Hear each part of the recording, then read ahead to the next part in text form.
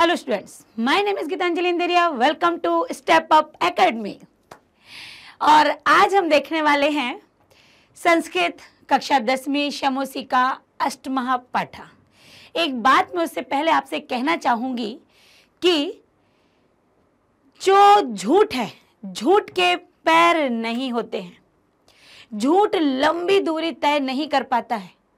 सत्य हमेशा उसका रास्ता रोक लेता है। सत्य बलवान होता है। सत्यमेव जयते, सत्य की ही जय होती है और झूठ तो अंत में हारता ही है। ये बातें मैंने इसलिए बताई क्योंकि ये पाठ उससे ही संबंधित है। पाठ का नाम है विचित्रः साक्षी। विचित्रः साक्षी मतलब विचित्र प्रकार का साक्ष्य, प्रमाण, प्रूफ, सबूत।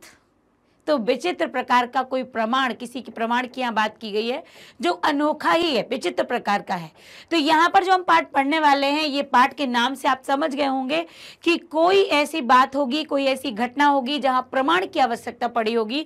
तो बिल्कुल आप सही समझ रहे हैं, प्रमाण की ही यहाँ पर बात की गई है। कई बार जब हम बेकसूर होते हैं, जब व्यक्ति बेकसूर होता है तो उसके प्रमाण के लिए कहीं ना कोई उपस्थित हो जाता है। हम इतने टीवी सीरियल देखते हैं, हम उसमें आप देखते होंगे सावधान इंडिया देखते हैं, आप क्राइम पेट्रोल देखते हैं, आप इतने सारे सीरियल्स देखते हैं।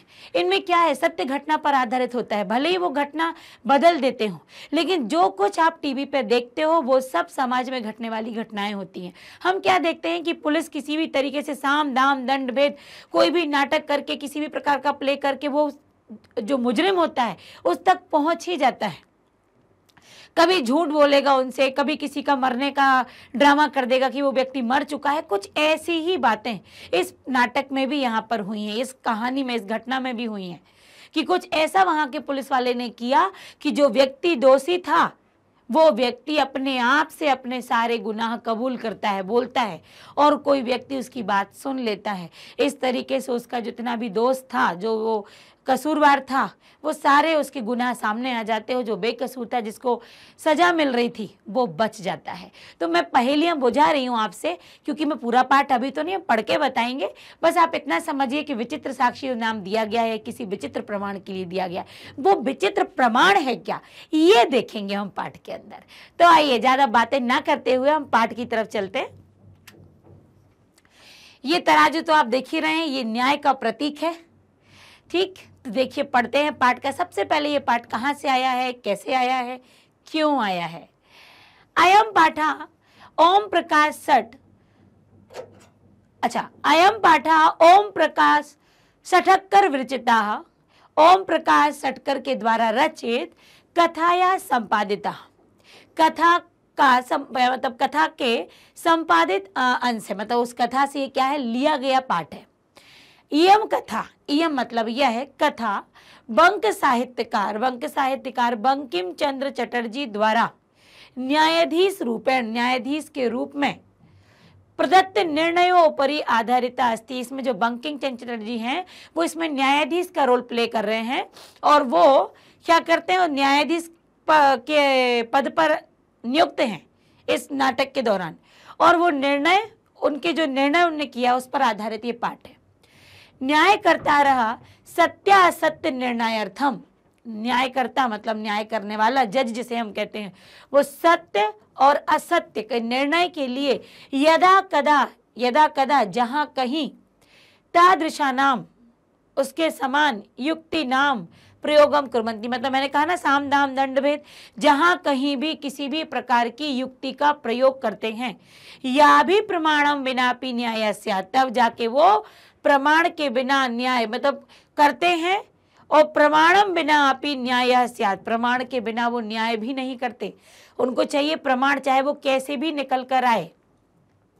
अस्याम कथायाम अपि न्यायाधीशेन तथैव मार्गा आचरिता। इस कथा में भी न्यायाधीश के द्वारा वैसे ही मार्ग का आचरण किया गया है कि हम कैसे भी करके प्रमाण लाएंगे, लेकिन बिना प्रमाण के न्याय सिद्ध नहीं होगा या दोषी नहीं पकड़ा जाएगा। तो यहाँ पर ये बात आप देख चुके हैं कि यहाँ पर बंकिम चंद्र जी के द्वारा है ये, और बंकिम चटर्जी इसमें न्यायाधीश का रोल कर रहे हैं, जो कि न्याय पर चलते हैं, और जैसे जहाँ कहीं भी न्याय के किसी भी प्रकार से प्रमाण उपलब्ध करते हैं, और प्रमाण उपलब्ध करके ही वो न्याय तक पहुंच पाते हैं। तो अब ये था पाठ का यहाँ पर परिचय। अब अगला हम चलते हैं पाठ की तरफ। कश्चन निर्धनो जनः भूरि परिश्रम। कश्चन मतलब कोई, निर्धन गरीब, जनः मतलब व्यक्ति, भूरि परिश्रम बहुत परिश्रम कर, किंचित कुछ, वित्तम, वित्तम मतलब होता है पैसा, उपार्जिता, उपार्जितवान मतलब कमाता है, उपार्जित करता है, संग्रह करता है। तो कोई गरीब व्यक्ति परिश्रम करके कुछ धन अर्जित करता है। तेन वित्तेन, तेन उसके द्वारा, उस वित्त के द्वारा या उस पैसे के द्वारा, स्वपुत्रम अपने पुत्र को, एकस्मिन किसी एक, महाविद्यालय, महाविद्यालय में, कॉलेज में, प्रवेशम प्रवेश, दापयितुम दिलाने के लिए सफल हो जाता है, दिलाने में सफल हो जाता है। उस पैसे से वो अपने एक पुत्र को किसी एक महाविद्यालय में प्रवेश दिलाने में सफल हो जाता है। तत्तनयः उसका पुत्र, तत्रैव छात्रावासे वहीं छात्रावास में निवसन रहता है, मतलब उसी महाविद्यालय के छात्रावास हॉस्टल में रहता है। अध्ययन संलग्न संभूत और अध्ययन में संलग्न हो जाता है, लग जाता है पढ़ाई में। एकदा एक बार, सपिता तनुजस्य वह पिता, तनुजस्य रुग्णमता आकर्ण्य उसकी बीमार होने की घटना को सुनकर या बीमारी को सुनकर, व्याकुलो व्याकुल जाता हो जाते हैं या हुए, पुत्रम द्रष्टुम च प्रस्थितः और पुत्र को देखने के लिए प्रस्थित मतलब वहां से निकल पड़े अपने घर से।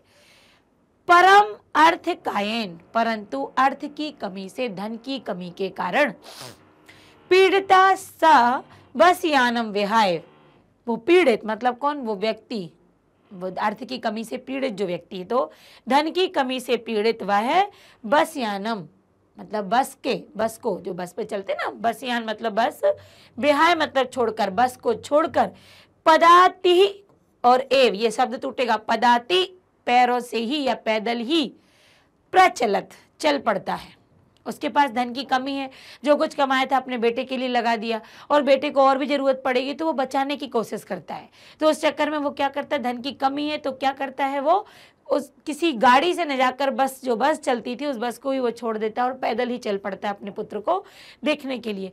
पदाति क्रमेण पैदल चलने के क्रम से या पैदल चलते हुए, संचलन या पैदल के क्रम में, संचलन मतलब गमन करते हुए, चलते हुए, सायं समय शाम के समय पर, सायं समय अपि असौ शाम के समय पर ही, गंतव्यात् मतलब शाम का समय होने पर भी जो गंतव्य था, गंतव्य मतलब होता है पहुंचने का स्थान, दूरे आसी दूर था मतलब पैदल चलने के साथ भी जो पहुंचने का स्थान था, जो उनकी मंजिल थी बेटे का हॉस्टल, वो अभी दूर था।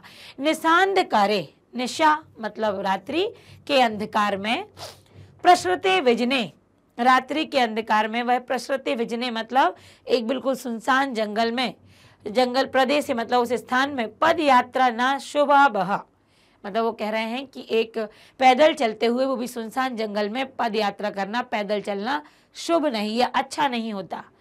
एवं विचारे ऐसा विचार कर, सह पार्श्व स्थिति, पार्श्व मतलब पास में स्थित, पास में स्थित, ग्रामे गांव में, रात्रि निवासम रात्रि में रुकने हेतु, रात्रि निवास कर्तुम करने हेतु, कश्चित गृहस्थ उपागतः किसी गृहस्थ के घर में आते हैं, मतलब कोई व्यक्ति जिसका घर वहां होगा तो रात्रि निवास करने के लिए वहां जाते हैं।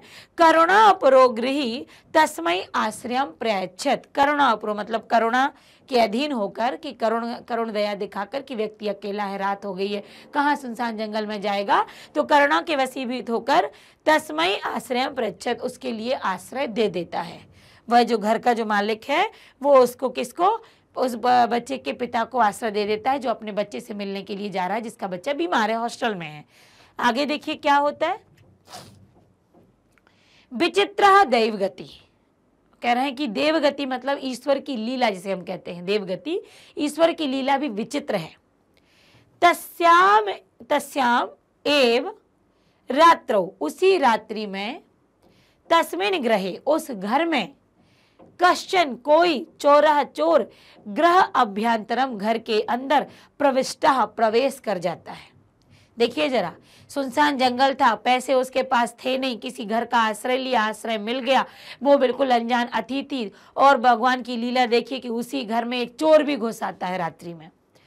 तत्र निहिताम एकाम मंजूसाम, वहां निहित मतलब रखी हुई, एकाम एक, मंजूसाम मंजूसा को आदाय लेकर पलायता भागता है। वो चोर वहां रखी एक पेटी को लेकर भागता है। चोरस्य पाद ध्वनिना, पाद ध्वनिना मतलब पैरों की आवाज, पाद मतलब पैर और ध्वनिना मतलब आवाज, पैरों की आवाज।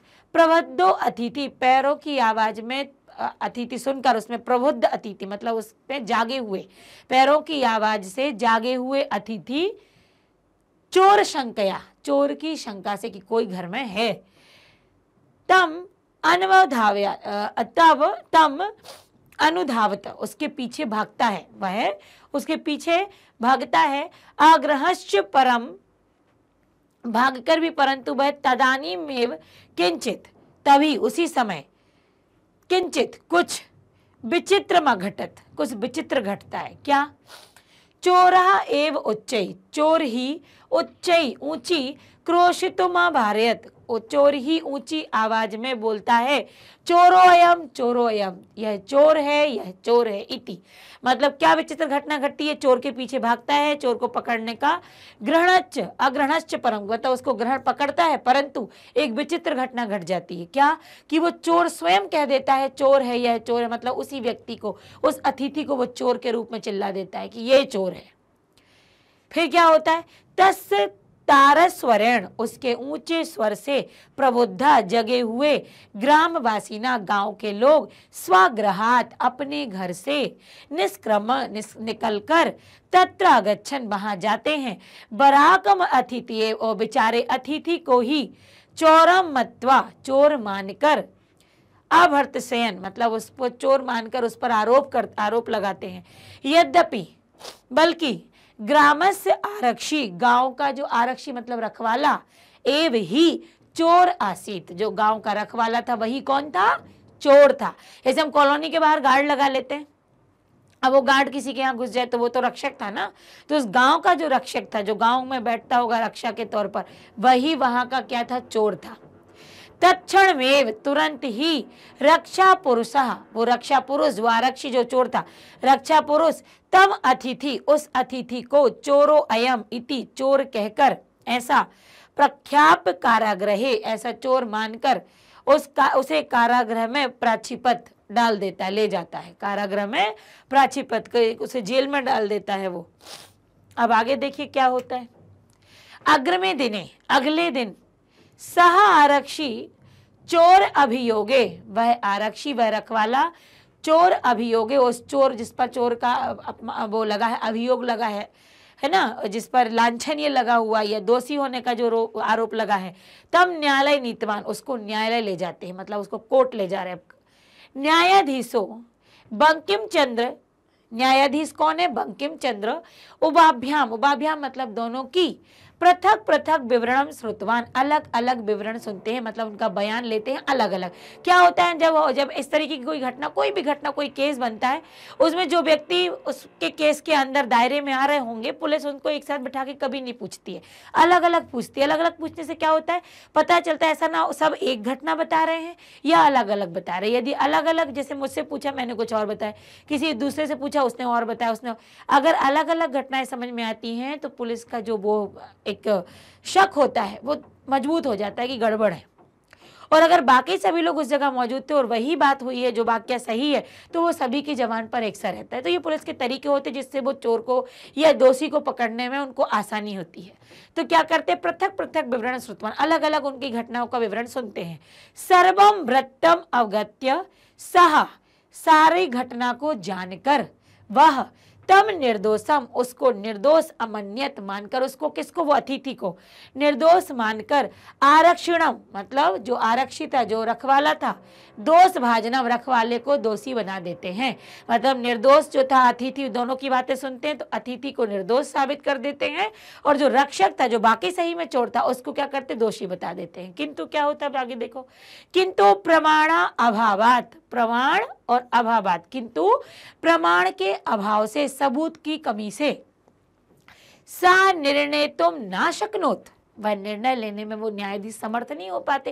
देखिए सामने भी दिखता है ना, तो जो न्याय करने वाला न्यायाधीश होता है वो बिना सबूत के नहीं, जब तक उसके सामने वो ना आ जाए कि ऐसा किया है, तब तक वो चाह कर भी दोषी को या निर्दोषी को निर्दोषी या दोषी नहीं कह सकता।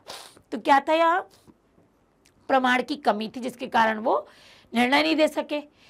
ततो असौ तौ अग्र में, वे दोनों अग्र में अगले दिन में उपस्थिता तुम आदिष्टवान, उन दोनों को अगले दिन उपस्थित होने का आदेश दिया गया।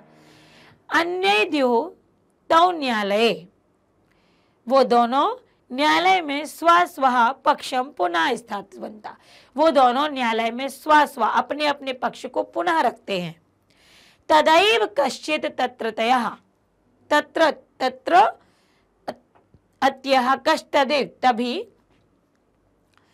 कश्चित कोई तत्र कर्मचारी, वही का कर्मचारी समागत आकर न्याय वेद्य, जहां पर ये लोग अपनी बात रख रहे हैं जज के सामने, वहां पर ही उन्हीं जज का ही कोई कर्मचारी वहां पर आता है और जज को प्रणाम करके निवेदन करता है कि इतः क्रोस द्वा, क्रोस मतलब कोस, द्वा मतलब दो कोस के अंतराले दूरी पर, 2 कोस की दूरी पर कश्चित जनः, किसी व्यक्ति का केनापि हता, किसी व्यक्ति का किसी ने, केनापि मतलब किसी ने क्या किया है, मार दिया है, मर्डर हो गया है।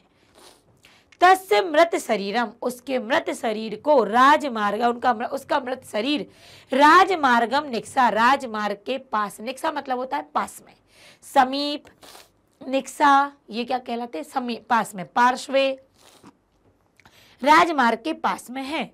आदिश्यताम, आदेश दीजिए, किम करणीयमिति, क्या करना है या क्या करना चाहिए।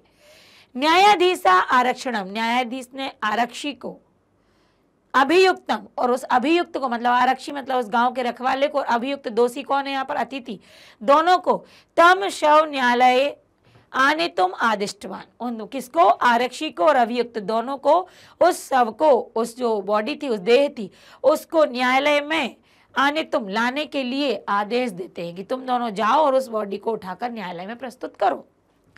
अब यहाँ पर देखो न्यायाधीश क्यों उन दोनों से करवाना चाह रहा है। आदेशम प्राप्त, आदेश को प्राप्त कर, उभौ प्राचलताम, उन्हें आदेश दे दिया लेकर जाना है, तो दोनों क्या करते हैं, ये दोनों हैं, ये दोनों उसको व्यक्ति को लेकर, लेने के लिए, उस बॉडी को लेने के लिए चले जाते हैं। तत्र उपेत्य काष्ठ पटले, वहां पर जाकर काष्ठ पटले मतलब एक लकड़ी के पटल पर निहितम रखा हुआ, पटा आच्छादितम मतलब कपड़े से ढका हुआ, आच्छादित मतलब ढका हुआ या ढकी हुई देह को, शरीर को इस कंधे पर वहन करके, कंधे पर रखकर न्यायाधिकरणम प्रति प्रस्तुतौ, न्यायाधीश के पास दोनों चल पड़ते हैं। आरक्षी सुपुष्ट देह आसित, सुपुष्ट मतलब हट्टा कट्टा, आरक्षी जो था उसकी देह मतलब शरीर कैसा था, हट्टा कट्टा था। अभियुक्तश्च, और अभियुक्त जो दोषी था, अतीव कृशकाया, बहुत ही कमजोर था, कृशकाया मतलब कमजोर शरीर वाला। भारवता, भार के वहन से या भार होने से, शवस्य स्कंदेन मतलब भारी शव के कंधे पर वहन करने से, तत्कृते उसके लिए दुष्करम आसीत मतलब उस शव को कंधे पर वहन करना उसके लिए दुष्कर हो गया, मुश्किल हो गया। किसके लिए, उस अभियुक्त के लिए, अतिथि के लिए, क्योंकि वो कमजोर था।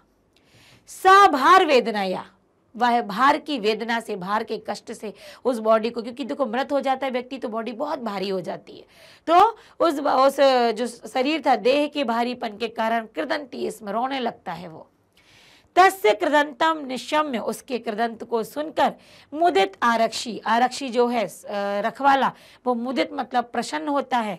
तम उवाच, और उसको कहता है, अरे दुष्ट, तस्मिन दिने, उस दिन, त्वया तुम्हारे द्वारा, अहम मैं, चोरी की हुई, मंजूसा को ग्रहण करने में वारिता बाधित हुए हो, या ग्रहण नहीं कर पाए, वारिता मतलब रुकावट करना, तो उस दिन तुम्हारे द्वारा मैं मंजूसा लेने में बाधित हुआ हूं, नहीं ले पाया हूं। इदानीम, इस समय, निज कृतस्य, अपने उस कर्म का फलम भुंगस्व, फल को भोगो, अपने उस दिन के फल को आज भोगो। अस्मिन चौर्याभियोगे, उस दिन के चोर मतलब चोरी के अभियोग में तुम, मतलब उस दिन तो चोरी तुम पकड़ेगा, वो चोरी में मैं तो करने वाला था, लेकिन तुम उस दिन की चोरी के अभियोग में, मतलब उस सजा में या उस तुम्हारे पर जो दोष लगाया उस दोष में तुम वर्ष त्रयस्य 3 वर्ष तक कारागार दंडम लप्य से लपस्य से तुम 3 साल तक उस कारागार में अपनी सजा को प्राप्त करोगे। 3 वर्ष तक उस कारागार के जो दंड सजा है उसमें रहोगे। इति प्रोच्य, इतना बोलकर उच्च ही हंसत, और ऊंची आवाज में हंसता है। यथा कश्चित उभौ, जैसे कोई दोनों शव मानिया, जिसे मतलब कश्चित जो वहां पर कोई दोनों शव को शव मानकर एकस्मिन चत्वरे स्थापिता, मतलब दोनों ही उस शव को लाकर एक चबूतरे पर, जो न्यायालय के बाहर चबूतरा जो धरती से ऊंचा भाग होता है, उस चबूतरे पर आकर दोनों स्थापित कर देते। रास्ते में लेते आते वो रोने लगता है तो वहीं उसको बोलता है वो, और धीरे से उस सबको आकर क्या करते हैं, न्यायालय के चबूतरे पर बाहर की तरफ रख देते हैं। न्यायाधीशेन पुनः स्तौ, न्यायाधीश फिर से, पुनः मतलब फिर से, घटना या विषय, घटना के विषय में वक्तुम आदिष्टौ, बोलने के लिए आदेश देते। अब फिर उस दिन की घटना सुनाओ। आरक्षणी निज पक्षम, आरक्षी जो होता है रखवाला, निज पक्षम अपने पक्ष को प्रस्तुत करता है। आश्चर्य घटत, और तभी आश्चर्य से घटना घटती है, आश्चर्य वाली घटना घटती है। सह शवः, वह शव, प्रवारम, वह सब प्रवारकम अपसर्य, मतलब अपने जो कपड़ा था उसको अपसर्य हटाकर न्यायाधीशम अभिवाद्य निवेदितवान, न्यायाधीश के सामने झुककर उसका मतलब उनको नमस्कार करता है और बोलता है, मान्यवर, एतेन आरक्षिणा आध्वनि, इस आरक्षी की, इस रखवाले की आवाज यदोक्तम, मतलब जो सुनी है, जो बोली गई है, तद वर्णियामा, उसको मैं वर्णन करना चाहता हूँ, उसको बोलना चाहता हूँ।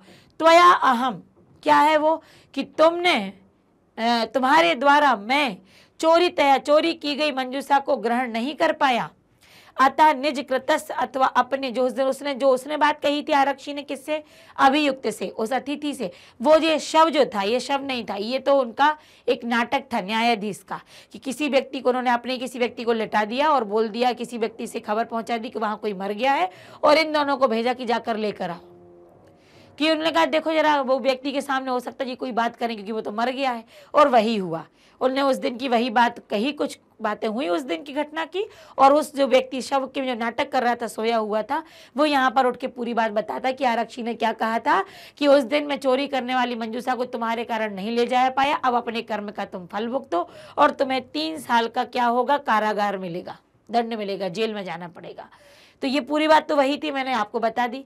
फिर न्यायाधीश आरक्षण कारादंडम आदेश, न्यायाधीश उस आरक्षी को कारागार के दंड का आदेश देते, कि जेल में रहने का आदेश देकर तम उस जन्म व्यक्ति को ससम्मानम, सम्मान पूर्वक मुक्त कर देते हैं। अतएव उच्यते, इसीलिए कहते हैं, दुष्कार्याणपि कर्माणि मति वैभवशालिनी, यदि एक मति वैभव वाला भी बुद्धिमान व्यक्ति यदि दुष्कारणपि कर्मणि, यदि बुरे काम को नीति युक्ति समालंब लीला एव प्रकृति, जो एक व्यक्ति होता है जिसमें बुद्धिमान, वो अपनी बुद्धि के द्वारा दुष्कर्म, बुरे किए गए कर्म को नीति से, कई नीतियों से, कई प्रकार के अवलंब से, कई प्रकार के सहारे से और कई प्रकार की लीलाओं से उसको प्रकुर्वते, उसको प्रकट करना नहीं चाहता है। उसको क्या करता है, कई प्रकार की लीलाओं का सहारा लेता है और उसको तब प्रकट करता है। मतलब कहने का तात्पर्य यहाँ पर यह है कि एक बुद्धिमान व्यक्ति अपने द्वारा किए गए कर्म को विभिन्न प्रकार की नीतियों के सहारे से प्रकट करता है। क्या था, वो बुद्धिमान ही था, उसने क्या बोला, अरे मैं नहीं हूं, मैं तो पकड़ा गया था, उसने क्या कह दिया, चोर चोर चोर। तो एक बुद्धिमान व्यक्ति विभिन्न प्रकार की नीतियां अपनाता है अपने बुरे कर्म को छिपाने के लिए। तो यहाँ पर ये पाठ था, आपने देखा कि जो न्याय करने वाला होता है वो भी दिमाग रखता है, और जो झूठ बोलता है उसका झूठ कहीं ना कहीं पकड़ा जाता है। तो ये शिक्षा क्या देती है कि जीवन में झूठ नहीं बोलना चाहिए। पहली बात तो चोरी नहीं करनी चाहिए। जिसके आप रक्षक हो, जो व्यक्ति आप पर भरोसा कर रहा है, जिसका आपने विश्वास जीता है, उसका विश्वास हमेशा बनाए रखो। कभी विश्वासघात मत करो, चोरी मत करो, झूठ मत बोलो, किसी को परेशान मत करो। बहुत सारी यहाँ पर बातें क्या है, सीखने योग्य हैं। ये पाठ हमने यहाँ पर पढ़ा। आगे इसके प्रश्नोत्तर है। एक पदन उत्तर है कि कीदृशे प्रदेशे पद यात्रा न सुखावहा।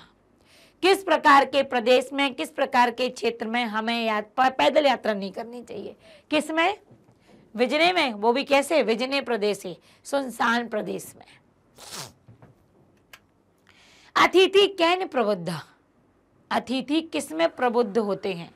अतिथि, जो अतिथि था वो किस में प्रबुद्ध हो गया, किसके द्वारा? तो चोरस पाद धोइना। किस में मतलब वो जागृत हो गया, किसके द्वारा? तो चोर की आवाज के द्वारा वो जग गया। कृश काया कहा आसित। कमजोर काया वाला, कमजोर शरीर वाला कौन था? तो कमजोर शरीर वाला था अतिथि, या हम कह सकते हैं अभियुक्त। ये कमजोर शरीर वाला था।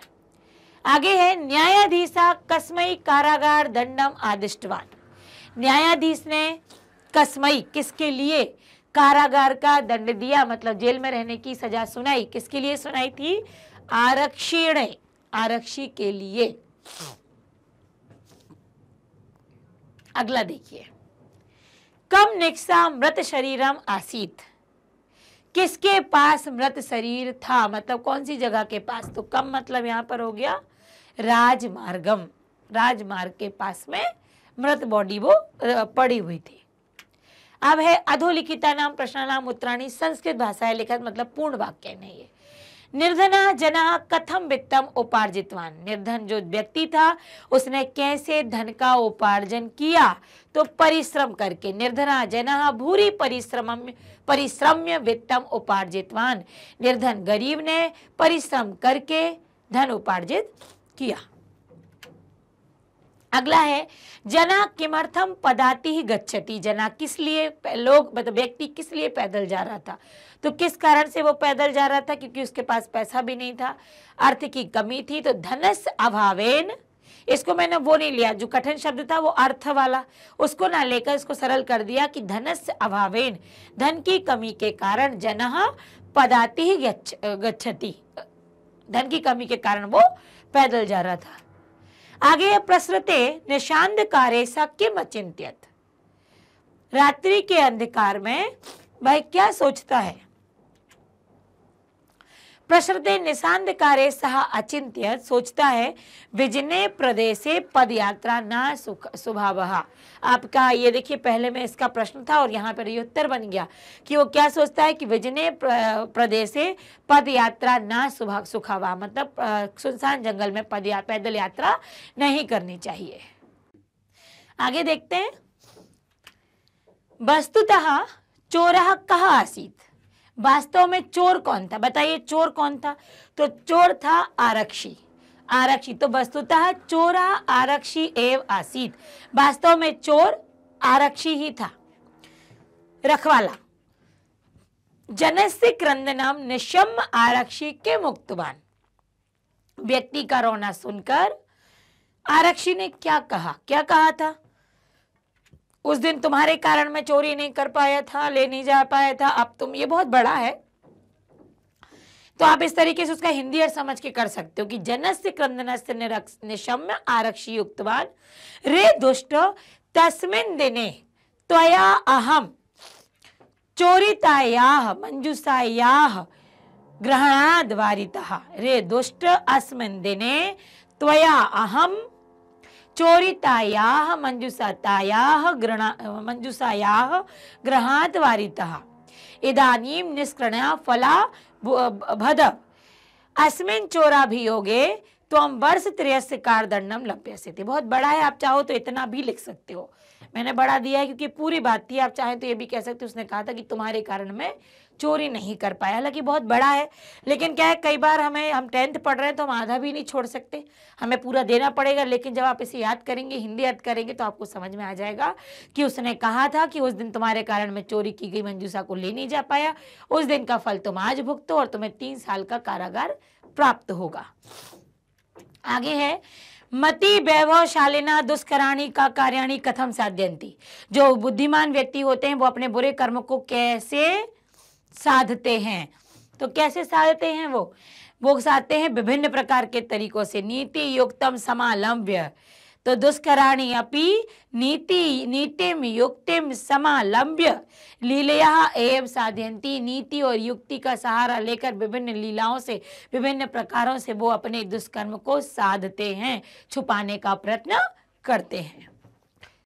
आगे देखते हैं, रेखांकित पदम आधृत्य प्रश्न निर्माणम कुरुत। रेखांकित पद दिया गया है, चूंकि यहाँ पर मैंने रेखांकित नहीं हाईलाइट किया हुआ है, तो उस पद पर आधारित मतलब उस पद के स्थान पर हमें प्रश्नवाचक शब्द रखना है। तो आप 10th में हैं, इसलिए आपको किम के शब्द रूप याद ही होंगे। किम के शब्द रूप के अनुसार कौन सी विभक्ति आने वाली है, कौन से कारक चिन्ह के अकॉर्डिंग लगेगा, तो वो आप यहाँ पर लगाएंगे। तो पुत्रम द्रष्टुम सा प्रस्थितः, पुत्र को देखने के लिए वह उपस्थित हुए या फिर स्थित हुए। चले, तो किसको, तो कम द्रष्टुम सह प्रस्थितः, किसको देखने के लिए वह गए। करुणा परे ग्रही तस्मै आश्रय पृच्छत, करुणा के अधीन होकर या दयालुता दिखाते हुए उनके लिए आश्रय दिया। तो उनके लिए या उसके लिए, किसके लिए, किसके लिए, चतुर्थी। तो यहाँ किम, अब देखिए कुछ तो एक हो गया, यहाँ पर तस्मै देख लेंगे आप, सीधा ता की जगह क्या उठा के रख दो, का, और पीछे का इसमें ही लगा दो, तो हो गया कसमई। एक तो ये तरीका हो गया सा, और फिर दूसरा ये कि हमें किम के शब्द रूप याद है, आप लगाइए कसमई। तो ये हो जाता है आपका 2 तरीके आपको प्रश्न निर्माण बनाने के। अगला है, चोरस्य पाद ध्वनिना अतिथि प्रबुद्ध। चोर के पैरों की ध्वनि सुनकर अतिथि जाग गए। तो किसके पैरों की, ये भी बहुत आसान होता है, स्या पीछे लगा हुआ, आगे का जोड़ दो, तो ये षष्ठी विभक्ति का बनेगा। कस्य पाद ध्वनि ना अतिथि प्रबुद्धा, किसके पैरों की ध्वनि सुनकर अतिथि जाग गए। न्यायाधीशा बंकिम चंद्र आसीत, न्यायाधीश बंकिम चंद्र थे। न्यायाधीश कौन थे, पुल्लिंग एक वचन, न्यायाधीशा कहा आसीत। अगला है, सा भार वेदनाया कदंती स्म, वह भार वेदना के कारण रोने लगता है। तो वह किसके कारण, तो भार वेदनाया, भार वेदना मतलब किमर्थम, सा किमर्थम कृदंती स्म, वह किस लिए रोता था, तो वह भार वेदना के कारण रोता था। उभौ स्वम चत्वारे स्थापितवन्तौ, दोनों शव को, देह को चबूतरे पर रखते हैं। तो कहाँ रखते हैं, कुत्र, किसी स्थान की बात आती है वह हमेशा कुत्र होता है वहां पर प्रश्नवाचक शब्द।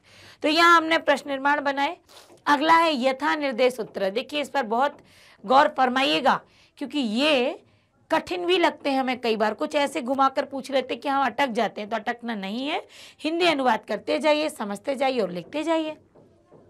पहला है, आदेशम प्राप्त उभौ अचलताम, आदेश को प्राप्त कर दोनों चलते हैं। अत्र किम कर्त पदम, यहाँ कर्ता पद कौन है, कि वो दोनों चलते हैं, तो क्या हो जाएगा, उभौ होगा क्या, कि दोनों ही आदेश को प्राप्त करते, वे दोनों चलते हैं, तो यहाँ पर करता है वे दोनों, तो उभौ। अगला है, एतेन आरक्षिणा अध्वनि यदि उक्तम तत्वर्णयामि, इस कारण से आरक्षी की ध्वनि को यदि उक्तम मतलब मैं बोलकर तद्वर्णयामि, उसको वर्णन करना चाहता हूँ।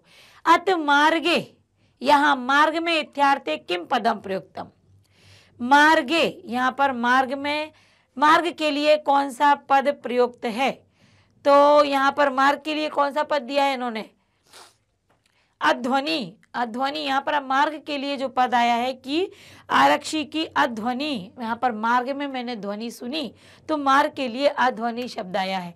करुणा परो ग्रही तस्मै आश्रम प्रयच्छत, करुणा से वशीभूत होकर उनको रहने के लिए आश्रय दिया। तो तस्मै, ये जो तस्मै शब्द आया है यह है कस्मै प्रयुक्तम, किसके लिए आया है, तो ये किसके लिए आया था, ये आया था निर्धनारा, जो निर्धन व्यक्ति था उसके लिए आया था, या अभियुक्त कहे हम, उसके लिए आया।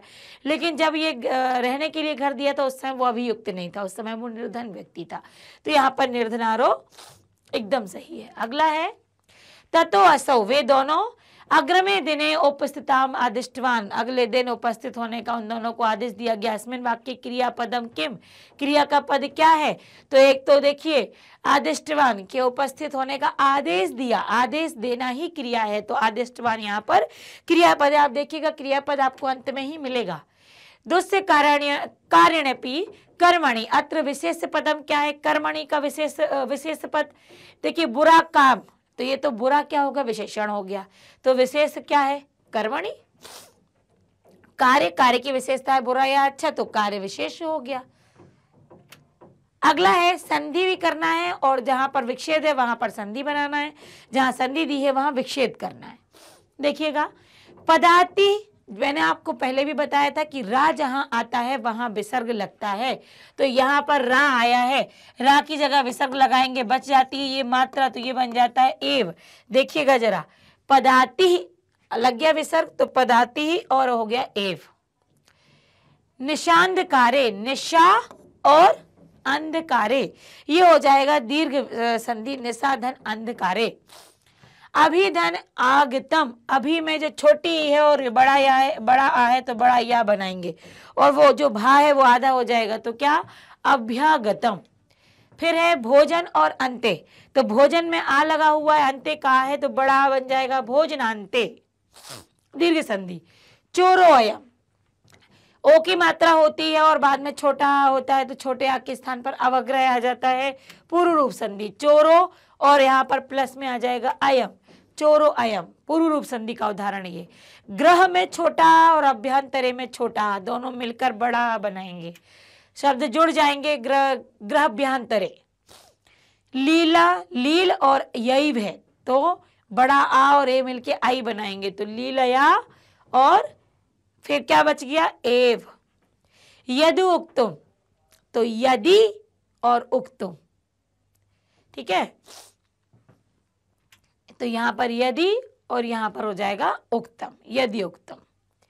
फिर है प्रभुत्तम और अतिथि, तो प्रभुत्व में विसर्ग है और अतिथि में छोटा है तो अवग्रह लगेगा, प्रवद्धो अतिथि, ऐसे विसर्ग संधि के नियम के अनुसार। तो यहाँ पर विसर्ग संधि भी है, दीर्घ संधि भी है, यण संधि का भी प्रयोग है, पूर्व रूप संधि का भी प्रयोग है।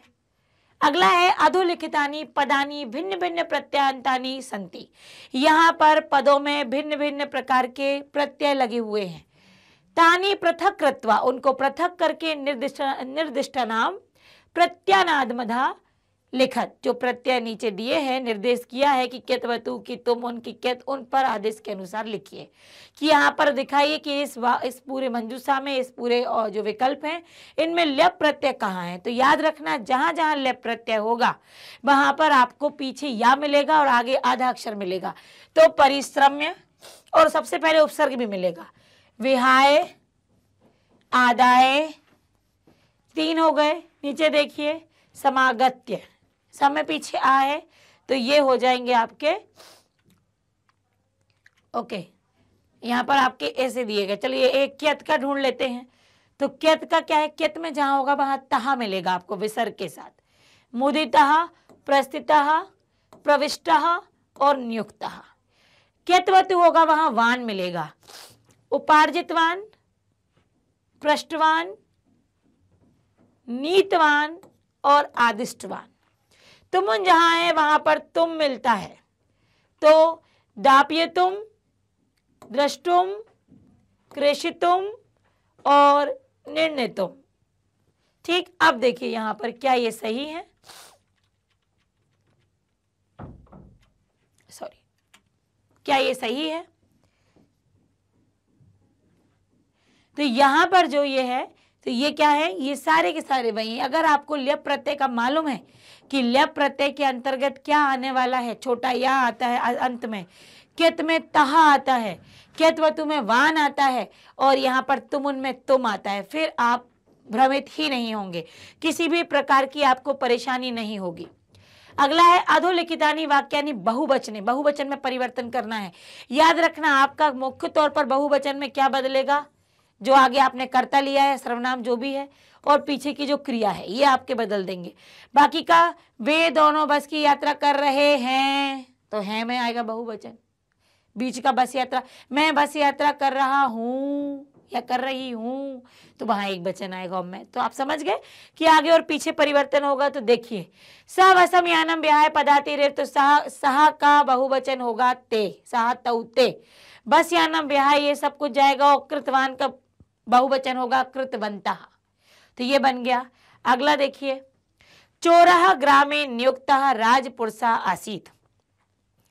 चोर गांव में नियुक्त राजपुरुष था, तो था मतलब हो जाएगा थे, और चोर मतलब हो जाएगा बहुत सारे चोर का। तो चोराह ग्रामे नियुक्तः राजपुरुषः आसन। चोर गांव में स्थित राजपुरुष थे। ठीक। अगला, कश्चन चोरः गृहभ्यंतरम प्रविष्टः। तो कश्चन मतलब कुछ, और यहाँ पर कुछ मतलब कोई चोर क्या था, गांव में घुसा या गया, घर के अंदर गया, तो प्रविष्टा तो प्रविष्टवंता हो जाएगा, और कश्चन की जगह केचन, केचन चोरः गृहभ्यंतरे है प्रविष्टा। कुछ चोर गांव, अब चोर में भी बहुवचन आ जाएगा, घर के अंदर गए।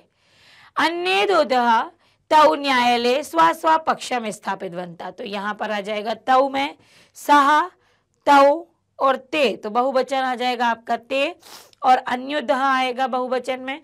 न्यायालय स्व पक्ष स्थापित बनता की जगह स्थापित बनता।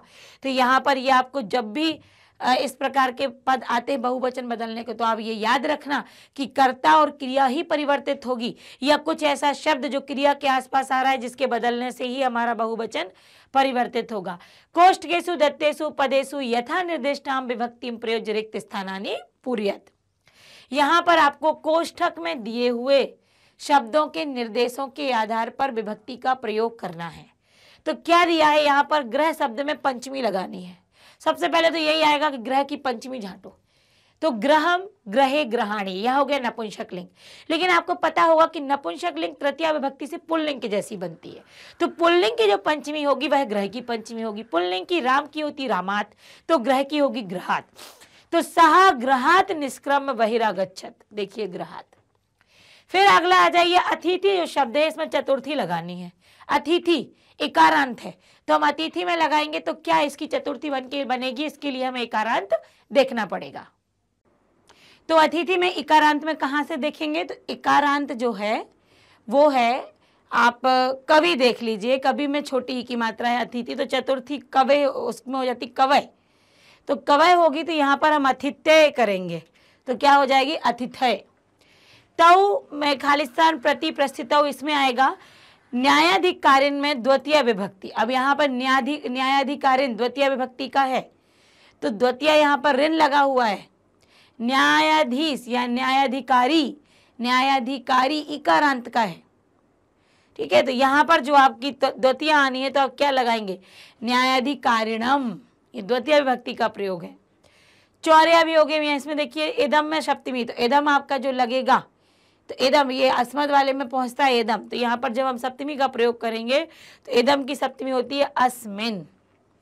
फिर पाद ध्वनि शब्दे तृतीया, पाद ध्वनि एकारांत, तो पाद ध्वनि ना क्या हो जाएगा, पाद ध्वनि ना।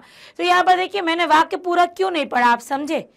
पूरा वाक्य तो ठीक है हम पढ़ भी लेंगे, लेकिन मुख्य जो हमें करना है वो सीधा सीधा ये है कि वाक्य के अनुसार परिवर्तित नहीं करना, जो आपको ये दिए हुए हैं उसके अनुसार वो विभक्ति, वो शब्द की विभक्ति लगा दो। तो आप इन सभी को पढ़ने में यदि पेपर में आप अपन समय लगाते हैं तो ये आवश्यकता नहीं है। आवश्यकता ये है कि ब्रैकेट में जो ये शब्द दिए हैं तब तक उतनी देर में, जितनी देर में आप पढ़ेंगे उतनी देर में आप उसकी विभक्ति याद कर लोगे। तो कहने का तात्पर्य न्यायाधिकारी की विभक्ति याद नहीं करनी, इकारांत, इकारांत, अकारांत, उकारांत, तुकारांत, हलंत, ये सारी विभक्त शब्द रूप यदि आपको 7, 6 से लेकर अभी तक याद हैं तो ये सारे के सारे आपके काम में आने वाले हैं। देखिए जब हम पढ़ाई करते हैं तो कभी भी पढ़ाई, जो भी हमने पिछली पढ़ाई की है उस पढ़ाई में हमें कुछ भी छोड़ना नहीं है, सब याद रखना है। 10th में ये सारा हमें आता है जो अभी तक हमने पढ़ा है। तो सारी तैयारी आपकी हो रही है, आपको ट्रिक भी बताई जा रही है कि पढ़ना है तो कैसे पढ़ना है, कैसे नहीं पढ़ना है। तो आप हमारे साथ तैयारी करते रहिए, क्योंकि आपकी तैयारी के साथ हम कंधे से कंधा मिलाकर चल रहे हैं। और यदि आप हमारे स्टेप अप एकेडमी की वेबसाइट पर जाकर यदि आप विजिट करेंगे तो आपको पता लगेगा कि बहुत सारा क्या सारे सब्जेक्ट का मटेरियल आपको प्राप्त हो रहा है। टीचर जब पढ़ाते हैं तो आपकी समझ में भी आ रहा है। तो आप देर ना कीजिए, भूल चूक मत कर दीजिए, के पास ना आने की ये भूल मत कीजिए, ये चूक मत जाइए इसको कि आप आइए, विजिट कीजिए, सब कुछ मिलेगा। कक्षा 6वीं से 12वीं आप पढ़िए, अपने सहपाठियों को भी इसकी सलाह दीजिए, और आप अपने छोटे भाई बहनों का भी यहाँ पर मटेरियल आसानी से देख पाएंगे, उन्हें पढ़ने की सलाह दे पाएंगे। लेकिन तब जब आप स्वयं यहाँ पर आकर घूमेंगे, मतलब आप वेबसाइट पर विजिट करेंगे। तो इसके अतिरिक्त जो भी और भी अन्य लोग जो आपसे वरिष्ठ हैं, उन्हें भी आप बता सकते हैं कि आप नीट की तैयारी कर रहे हैं, आप क्लेट की कर रहे हैं, या आपको कहीं एडमिशन लेना है तो आप सीयूईटी की तैयारी कर रहे हैं, आप जेई की तैयारी कर रहे हैं। सब कुछ यहाँ उपलब्ध है, कहीं और मत जाइएगा। तो इसके लिए क्या करना पड़ेगा आपको? इसके लिए करना पड़ेगा वेबसाइट पर विजिट, और विजिट भी करिए, और चैनल को लाइक, सब्सक्राइब और शेयर करना तो बिल्कुल मत भूलिए। और इसी के साथ ही हम आपसे लेते हैं विदा, और आपको सुनने के लिए आपने मुझे सुना, इसके लिए बहुत बहुत धन्यवाद। Thank you.